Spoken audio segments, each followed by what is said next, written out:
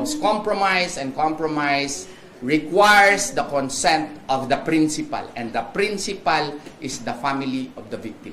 Attorney, question lang. I just want to clarify whether na umabot ba sa inyo na earlier may reports kasi the people involved there, the players, the coaches were asked to sign an NDA. Paano po sila makapagsalita? If it's true, kung may NDA na po. Nakaabot sa amin yan. And as a matter of fact, kaya nga part sa aming statement na sana naman the players na, di ba, second, yan yung the players should be given the freedom to speak, and the coaches as well, because yung una talagang hiling ng pamilya, yung mama, ang tagal namin kagabi, no? Yung ano ba talaga ang nangyari, yung full account. Kasi hindi niya alam talaga ano yung full account. Pero on our own, kami naman, we are conducting our own investigation on the matter, no? Aside from coordinating with the CIDG as well as the NBI, we gather facts. Meron na kaming preliminary understanding with the CIDG na makipag-coordinate sila sa amin at sana naman ikonsulta nila kami, especially in the preparation of the affidavits.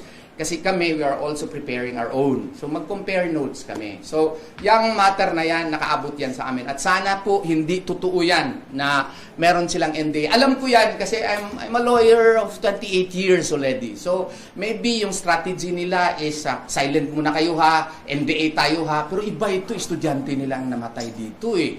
Ang babata pa, 18 years old eh. May 26, nag-18 si Rene ha. Bago lang talaga. June pa lang tayo ngayon. Estudyante nila, wag na tayo maggamit-gamitan ng mga legal strategy ng mga NDA. Ang kailangan dito is proactive transparency. Para malaman natin na di ba Ateneo mahilig ng accountability. Di ba? They call on accountability even from their own students, even from other persons. Siguro tumingin sila sa sa mirror at sila din dapat accountable. Kaya nga ang last statement ko, practice what you preach. Attorney, speaking of accountability. Yeah. Well, if it is against public policy, all lawyers know that. No, if it is against public policy, it cannot hold water. All lawyers know that. Speaking of accountability, Attorney, do you believe this case could set an example of accountability in similar incidents involving student athletes? Yes, this is a defining moment. No? Although there are cases in the past, which already even the Supreme Court has ruled upon such cases. No? But again, this case would give a very apt opportunity again to guide as to future actions on the part of schools as well as coaches, so that there can be clear guidelines as to what to do in cases of off-campus activities. Do you think, John? Baka sabihin ninyo ako lang nagsasalita ha. I will let my Assistant Dean of JMC Law School, who is our civil law expert, answer that question. Lapit lang sa mic. So there are a lot of causes of action that we are looking into. I think it has also been widely and publicly discussed, causes of action like quasi-delict. We're also looking at criminal negligence, contractual breach as well. Those were discussed. I think the topic about loco parentis, the school and administrator as well as the teacher's special parental authority over its students, whether it is in campus or off-campus activities, for as long as they are state and school sanctioned or it was authorized by the school. Of course, if there is any death, for example, in this particular case, the school or the institution might also have some liability. I would also like to add that I am sure the public also knows that the Commission on Higher Education also have an existing memorandum or regulation that should have been complied, by the institution, by the coach, the coaching team, before they had their boot camp or activity in Dipaculao, Aurora. So this is also one thing that we are looking into, and which is why we are also very dependent, on the results or outputs or outcome of the investigation by government agencies. Because as the Attorney Torion has mentioned, the repository of information is Ateneo. The witnesses are the coaches and the players themselves. The documents that would show the who authorized the activity, who allowed the students to be off campus. I mean, all this information are within the control and possession of Ateneo.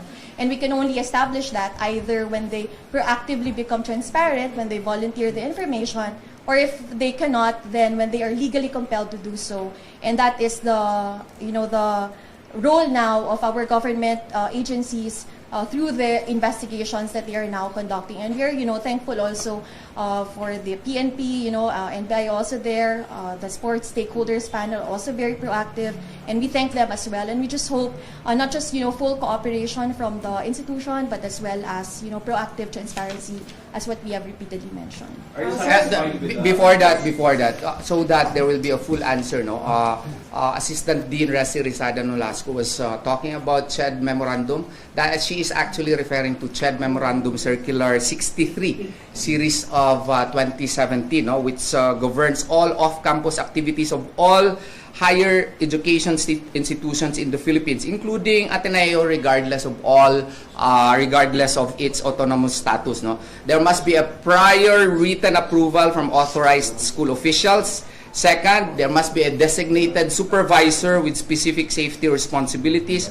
There must be a medical officer or first aid personnel. There must be a detailed risk management plan. There must be an informed parental consent. Coordination with the local government unit at the destination, and there must be adequate emergency action protocols. So these are the requirements before you conduct an off-campus activities. As to whether or not Ateneo de Manila complied with this, that is for Ateneo de Manila to answer. Yes.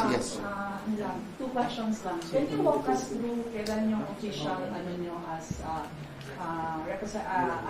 the legal representatives of the Baterbonia family? And second, may kami na po ba sila ng autopsy ni Mo? Okay.